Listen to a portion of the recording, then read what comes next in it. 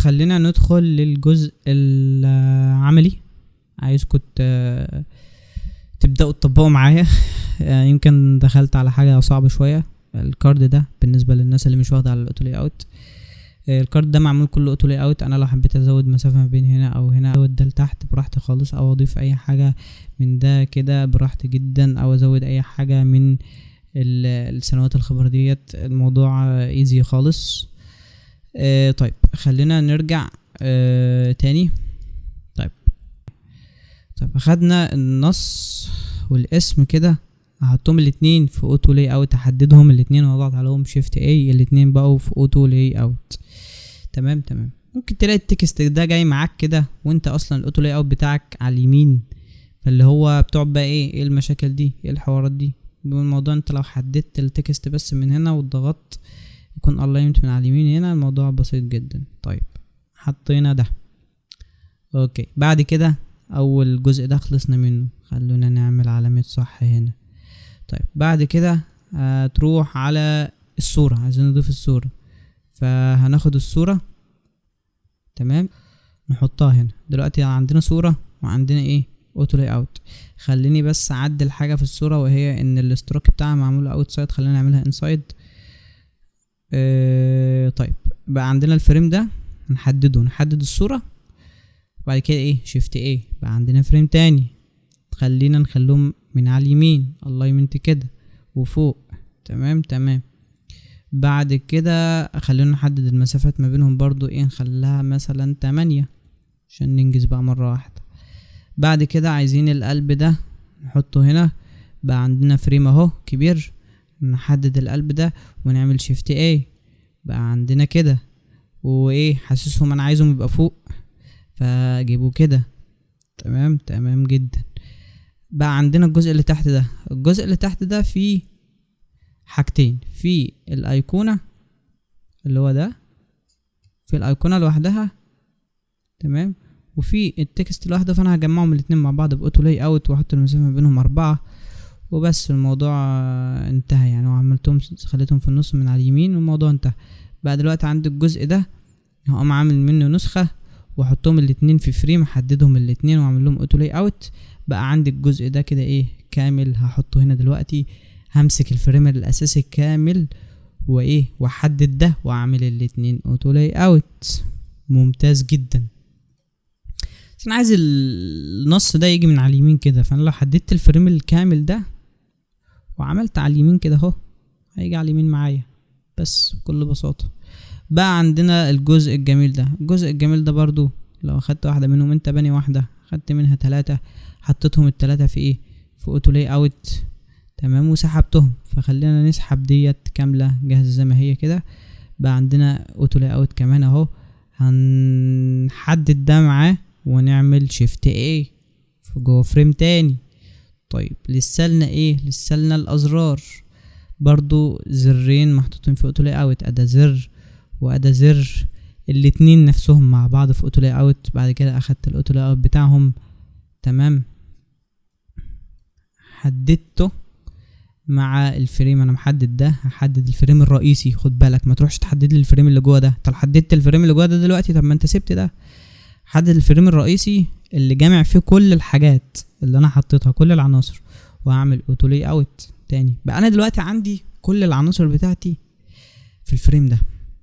تمام، انا عايزكم تجربوا واحده. انا حاطط لكم هنا ده لوحده اول خطوه، تاني خطوه بتجمع ده مع ده، تالت خطوه بتحط ده معاهم، رابع خطوه بتجهز ديت بتعمل منها النسختين بتوعك، تعمل هنا بعد كده تحطها في الاتنين دول في اوتو لاي اوت. بعد كده عندك دي في اوتو لاي اوت، بعد كده عندك دي في اوتو لاي اوت، بيطلع معاك الشكل ده في النهايه.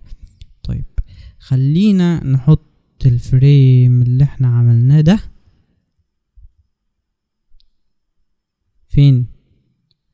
هنا اهو في الفريم ده، عشان ايه نظبط بقى ايه عايزه يبقى حجمه كده مثلا. خليه ايا يكن بقى، انت تظبطها بقى على حسب الجريد اللي انت ماشي عليه، بس مبدئيا خلينا كده وهنديله في كده. في حاجه انا ما قلتهاش، وهي مش عارف نسيتها ولا قلتها، لا قلتها، بتاع الفيرتيكال والهوريزونتال. اوكي، طب تعالوا بقى نظبط العك ده كله للشكل ده. طيب مبدئيا انا عايز كل حاجه تبقى من على اليمين، تبتدي على اليمين كده. انا عايز كل حاجه من هنا تبقى على اليمين. ليه ما جاتش على اليمين مش عارف، هبدا اكتشف معاكم. لان هو اوريدي الفريم الاساسي ده ليه لما انا عملت على اليمين دلوقتي ما جاتش الحاجات على اليمين. هي بالفعل جات على اليمين بس انا مش واخد بالي، لان الفريم ده هو اللي جه على اليمين الاساسي نفسه. انت محتاج تمسك كل فريم صغير من جوه وتبدا تخليه يجي على اليمين. طب انا الفريم الاساسي اللي جوه ده هخليه يجي على اليمين ازاي؟ هو على اليمين اصلا، الخصائص اللي جوه على اليمين نفسها، فانت محتاج تخليه يفل كونتينر، يفل الفريم اللي بره الكبير اللي هو فيه اهو. فل يا عم الحاج، هتلاقي الدنيا بتبوظ معاك برضو. هتروح تمسك الصغير اللي جوه تخليه يفل كونتينر برضو. ممتاز جدا. او هقولك على حاجه احلى، خلي ده هج وخلي الفريم اللي جوه ده من على اليمين من كده، وبعدين نخلي المسافات اللي ما بينهم اوتو. عارف ان انا سرعت في الحته دي نوعا ما، بس تاني معلش. مش احنا عندنا الحاجات دي متقسمه الفريمات، يعني فريم وبالاضافه اللي معاه فريم اهو بقى معاه فريم تاني جوه الحاجات ديت. كل شويه عمال الفريم يكبر مننا، فاحنا كل شويه بندخل جوه الفريم الصغير اللي نفسه اللي جوه. طيب كل ما الفريم الصغير ده انا اقدر اخليه يهج او يفل او ايا يكن، فانا عايزه يهج الكونتنت بالشكل ده وهخليه يبقى على اليمين. طيب ده برضو انا هقوله تعالى يا عم على اليمين كده اهو. تمام، مبدئيا هنرجع نظبطه تاني.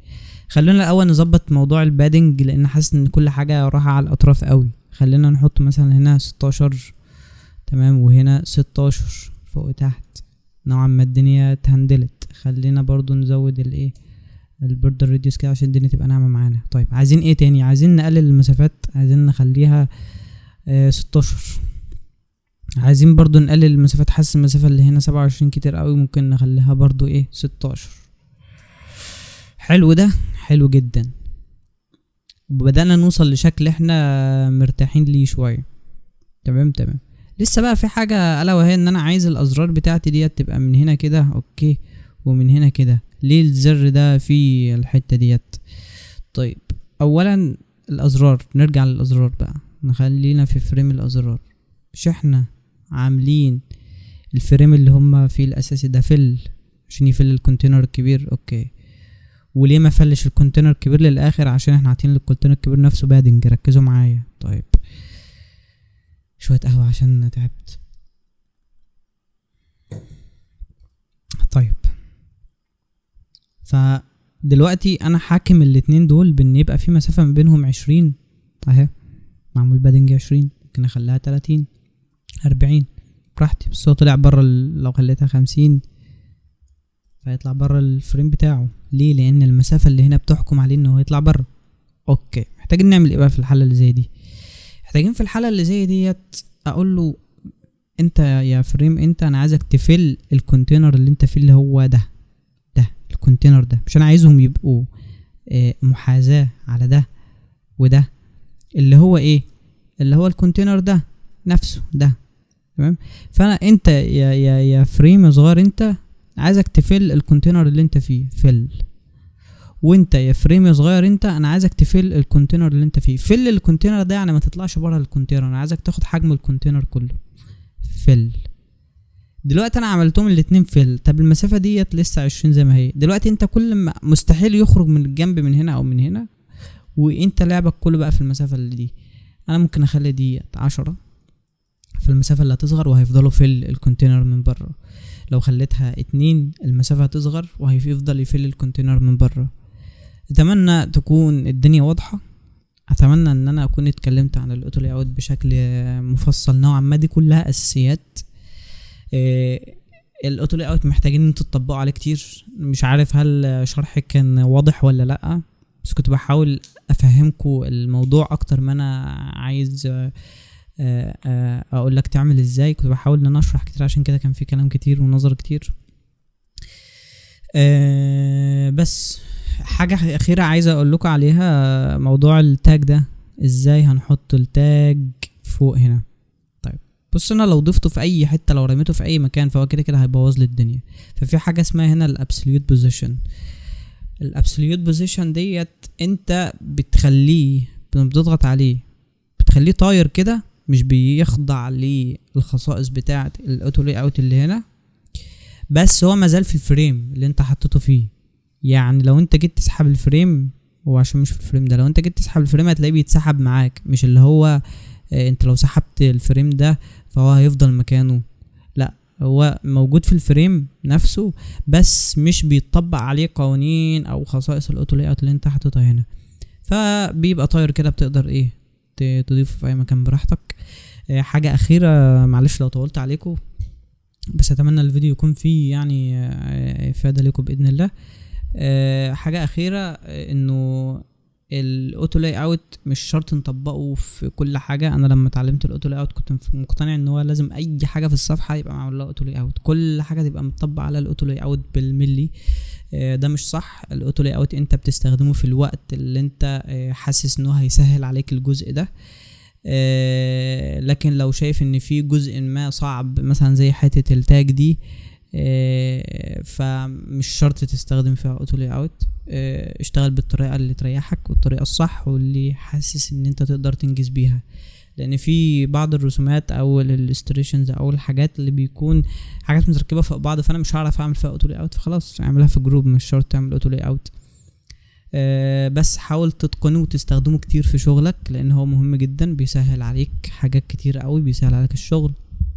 واي حد لو انت بنيه بشكل صحيح، اي حد يقدر يجي يعدل وراك عادي خالص. انت تقدر تيجي تعدل في اي وقت حبيت تشيل ده، بمجرد ما هتحذف ده انت كل حاجة عندك واخدة المقاسات بتاعتها زي ما هي ثابتة، مفيش اي حاجة هتبوظ، مفيش اي حاجة هتحصل معاك، كل حاجة زي الفل.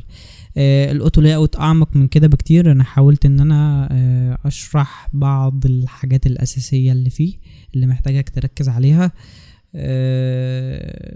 بس وان شاء الله يكون الفيديو ده مفيد لكم، وان شاء الله الفيديو الجاي ممكن نشرح فيه الجريد، او نعمل فيه اوتو لاي اوت، او نرسم فيه، او نرسم ايه، نصمم فيه حاجة ادفانسد شوية، معقدة بالاوتو لاي اوت شوية، في بعض الخصائص اللي موجودة هنا لسه فيه، بس ديت نادرة الاستخدام او ليها حالات قليلة او اللي بنستخدمها فيها. ان شاء الله نحاول نغطي الموضوع في شكل كامل في اكتر من فيديو جاي باذن الله، لان الفيديو ده انا رغيت كتير قوي. والسلام عليكم ورحمة الله وبركاته.